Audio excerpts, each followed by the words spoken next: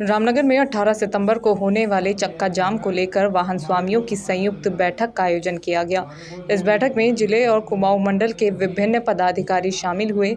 मुख्य रूप से बैठक का केंद्र बिंदु था वाहन फिटनेस प्रक्रिया का रामनगर से हटकर हल्द्वानी भेजना और फिटनेस शुल्क में कई गुना वृद्धि। बता दें कि पिछले कई दिनों से वाहन स्वामी रामनगर में सहायक परिवहन संभागीय कार्यालय पर अपनी गाड़ियों की फिटनेस कराते थे और ये सेवा न्यूनतम शुल्क पर उपलब्ध थी, लेकिन अब सरकार द्वारा ये प्रक्रिया रामनगर से हटाकर हल्द्वानी में स्थानांतरित कर दी गई है।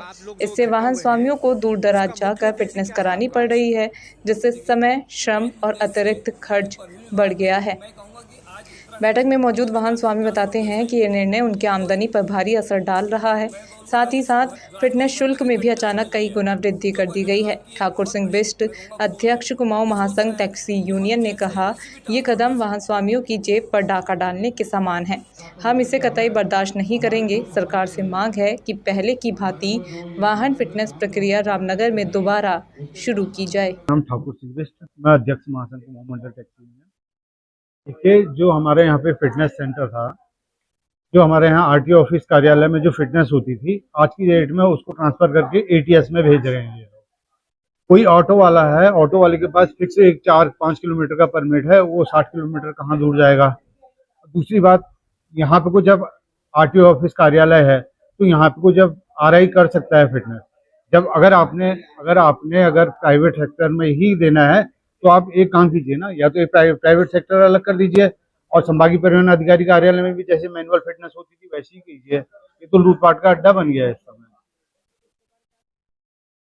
देखिए, बैठक में तय किया गया है कि 18 तारीख से बंद और चक्का जाम रहेगा।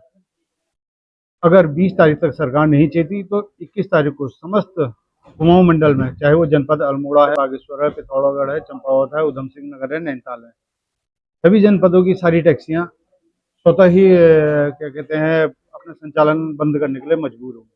बैठक में दूसरे मुख्य वक्ता मोहम्मद रिहान, अध्यक्ष जिप्सी यूनियन ने भी गहरी नाराजगी व्यक्त की। उन्होंने कहा, हमारा परिवार इस व्यवसाय से चला आ रहा है। हम फाइनेंस कराकर टैक्सी चलाकर अपना घर चलाते हैं, लेकिन आज सरकार और संबंधित विभाग मिलकर हमें परेशान करने, लूटने और रोजगार समाप्त करने का काम कर रहे हैं।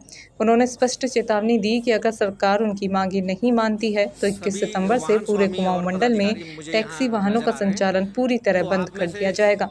इसका असर सैकड़ों वाहन स्वामियों के परिवारों पर पड़ेगा। रामनगर शहर में एक बैठक हुई है आज, उसमें संयुक्त जितने भी रामनगर के auto, dumper, rickshaw, Gypsy, taxi, Ramnagar Kashipur bus service, Ramnagar Moradabad bus service, Ramnagar Kotabagh Haldwani Jaipur bus service और पर्वतीय मार्गों के ट्रक डंपर जो चलते हैं, साथ साथ केमू, केजेएमू और आपका आदर्श, इन सभी जगह से समर्थ मिलके एक मंच पे एक आवाज एकता के साथ एक ये निकली है।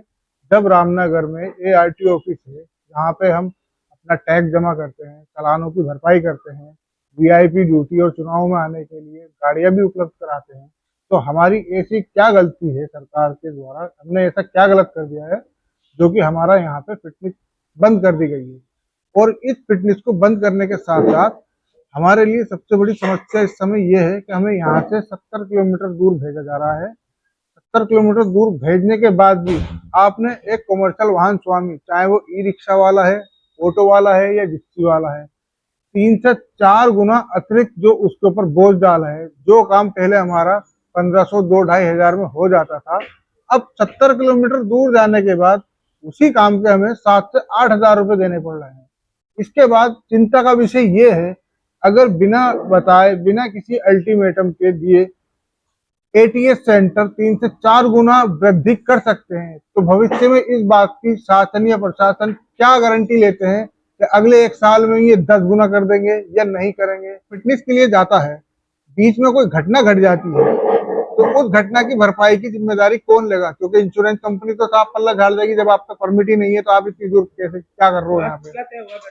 आज बैठक में तय हुआ है 18 तारीख से रामनगर में जितने भी कमर्शियल वाहन है, सभी छोटे बड़े बस, ट्रक, टेम्पू, ऑटो, सबको मिला करके हम संचालन बंद कर रहे हैं अपनी स्वेच्छा से, क्योंकि जब तक हमारी मांग पूरी नहीं हो जाती, एआरटीओ में फिटनेस सुचारू नहीं हो जाती, हम रुकने वाले नहीं हैं। इस बैठक में उपस्थित पदाधिकारियों ने सरकार से अपील की कि जल्द से जल्द वाहन फिटनेस प्रक्रिया को फिर से स्थानीय स्तर पर बहाल किया जाए ताकि आम जनता और वाहन स्वामी दोनों को सुविधा मिल सके।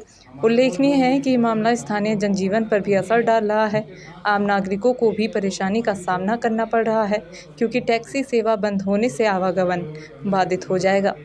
बता दें कि 18 सितंबर से चक्का जाम का ऐलान किया है, जबकि मांगे 20 सितंबर तक न मानने पर अगर समाधान नहीं निकला तो कुमाऊं मंडल में बड़े पैमाने पर हड़ताल की संभावना बन गई है। तो आप में से कौन बताएगा मुझे कि आज आप लोग जो इकट्ठा